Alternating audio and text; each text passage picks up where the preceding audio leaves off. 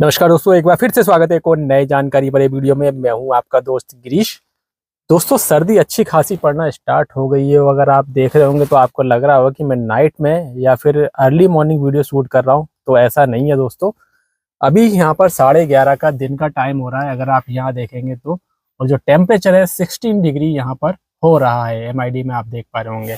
तो आज का जो वीडियो होने वाला है दोस्तों, वो हीटर के बारे में ही होने वाला है। आपने टाइटल पढ़ लिया होगा। आज हम बात करेंगे ऑटोमेटिक AC यानी ऑटो क्लाइमेट जिन गाड़ियों में दिया गया है, उनमें आपको हीटर को किस तरह से यूज करना है।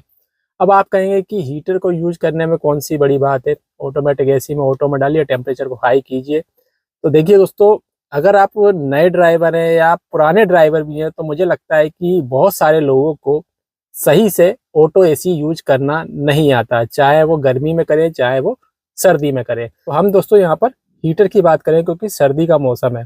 तो देखिए दोस्तों, काफ़ी सारी चीज़ें हैं जो कि हर किसी को नहीं पता है। अगर आपको पता है तो अच्छी बात है। सबसे पहले दोस्तों, मैं शुरू से ही बोलते आ रहा हूँ कि हीटर को आपको तुरंत चालू नहीं करना है। अब ऑटोमेटिक जो AC होते हैं ना दोस्तों, या ऑटोमेटिक क्लाइमेट कंट्रोल होते हैं, वो अपने आप ही सारी चीज़ों को एडजस्ट कर लेता है। लेकिन हीटर चलाते समय एक गलती दोस्तों यहाँ पर की जाती है ऑटोमेटिक AC द्वारा और हमारे द्वारा। तो गलती तो नहीं कहूँगा, लेकिन ये अपने हिसाब से काम करता है, लेकिन हमारे द्वारा गलती हो जाती है। तो वो क्या है वो भी मैं आपको बताऊँगा।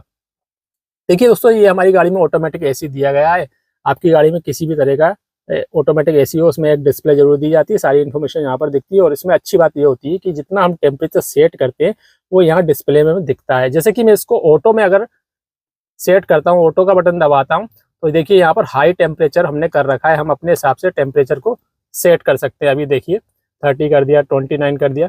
तो ये बाहर का जो टेम्परेचर होता है उसके हिसाब से दोस्तों रीडिंग लेके हम जितना टेम्परेचर यहाँ पर सेट कर रहे हैं उसी तरह से काम करेगा। जैसे कि केबिन के अंदर जितना टेम्परेचर होगा, मान लीजिए टेम्परेचर हो रहा है केबिन के अंदर 30 डिग्री और हमने सेट किया 24 डिग्री, तो ये ब्लोअर की स्पीड भी बढ़ाएगा और इंस्टेंट कूलिंग करेगा अगर हम AC को यूज कर रहे हैं।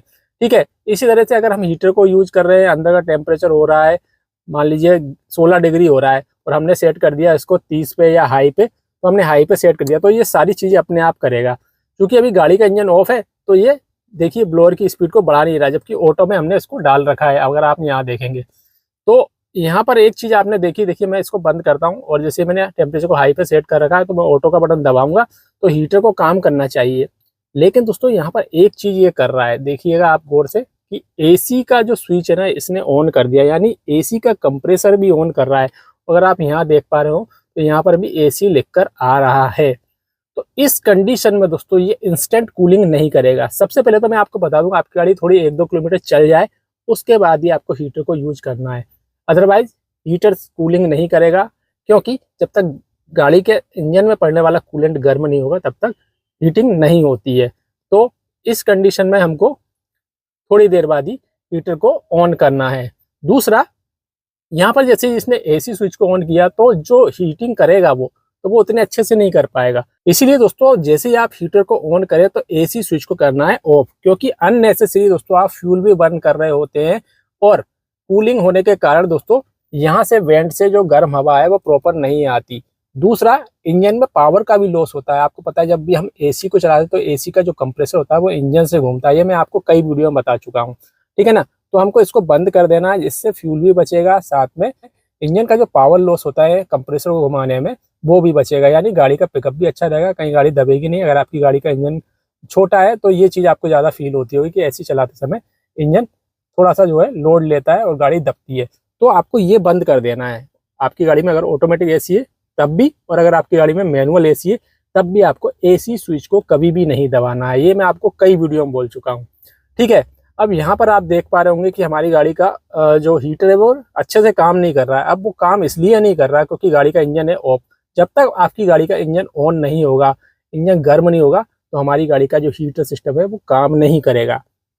ठीक है, इसके अलावा कुछ लोग क्या करते हैं, मान लीजिए मैं इसको मैनुअली इस तरह से बढ़ा के रखता हूँ, मान लीजिए ये ऑटो में इस तरह से काम कर रहा है, तो जब बहुत ज़्यादा हीटिंग होने लग जाती है ना अंदर, तो लोग क्या करते हैं इसको कम करते हैं, यानी कि ब्लोअर की स्पीड, पंखे की स्पीड को कम कर देते हैं। जबकि आपको करना चाहिए टेम्परेचर को कम। भले ही आपकी गाड़ी में मैनुअल AC हो और ऑटोमेटिक में, तो आप यहाँ से इसको कम कर ही सकते हैं। ना कि ब्लोअर की स्पीड को। आप पहले इसको कम कीजिए, जिससे क्या होगा, जो हीटिंग हो रही है, आपको जो सफोकेशन हो रहा है वो कम हो जाएगा। तो हमने यहाँ पर इसको 26 पे सेट कर दिया है और इसको भी थोड़ा सा हम कम कर देंगे, मीडियम पे कर देंगे, ठीक है ना। तो आपको टेम्परेचर कम भी करना है, ऐसा नहीं है कि ब्लोअर की स्पीड कम कर देंगे तो आपको ऐसा लगेगा कि मैंने तो ब्लोअर की स्पीड कम कर दिया, अब हीटिंग कम होगी। तो जब तक आप टेम्परेचर को कम नहीं करेंगे, अगर आपकी गाड़ी में नॉर्मल एसी है तो नॉब को घुमाकर आपको ब्लू की तरफ करना है, थोड़ा सा, बिल्कुल प्रॉपर रेड की तरफ नहीं करना है। इससे क्या होगा दोस्तों, जो हीटिंग है वो थोड़ी सी कम हो जाएगी और फिर बाद में आप थोड़ा सा ब्लोअर की स्पीड को भी घुमा के कम कर सकते हैं। यहाँ पर मैं आपको ऑटोमेटिक और नॉर्मल जो एसी होती है दोनों के लिए बता रहा हूँ, ठीक है ना।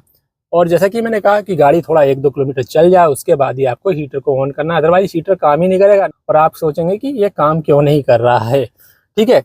इसके अलावा 2-3 चीज़ें और हैं, जैसे कि जब आप हीटर को चला रहे हो तो कुछ गाड़ियों में स्लाइडिंग वाला स्विच दिया होता है, कुछ गाड़ियों में इलेक्ट्रॉनिक इस तरह का स्विच दिया होता है। अगर आप यहाँ देखेंगे तो ये साइन बना हुआ है, यहाँ पर आप देख पा रहे हैं ना, कार के अंदर एक एरो है, यानी कि एरो कार के अंदर ही घूम रहा है, यानी जो ब्लोअर है, जो पंखा है, वो हवा कार के अंदर की ही ले रहा है, बाहर की हवा नहीं ले रहा है। अगर मैं इसको बंद कर दूं या स्लाइडिंग वाला स्विच स्लाइड करके बाहर से कार के अंदर हवा एंटर होती है, वो साइन शो होने लग जाएगा। तो इसका मतलब ये होता है कि बाहर से हवा आ रही है। अब जब आप हीटर को यूज कर रहे हो तो बाहर की हवा आपको अंदर नहीं लेनी है, क्योंकि बाहर की हवा और ज़्यादा ठंडी है केबिन के मुकाबले। तो केबिन के अंदर की हवा ही आपको हीटर चलाते समय यूज करनी है। ऐसा करने से आपकी गाड़ी का जो हीटर है वो अच्छे से काम करेगा। और बीच बीच में आधे घंटे में या 15 मिनट में एक बार 5 मिनट के लिए आपको वेंटिलेशन वाला स्विच, ये वाला जो स्विच है इसको ऑन कर देना या स्लाइड करके बाहर की हवा केबिन में लेनी है।